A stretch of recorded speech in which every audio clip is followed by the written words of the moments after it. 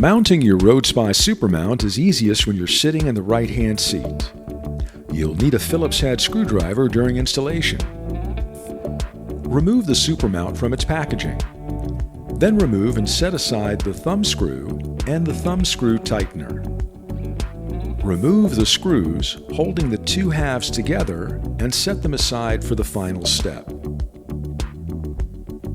Each half is marked L for left and R for right. Let's pick up the left side now. Adjust the rear view mirror all the way to the right.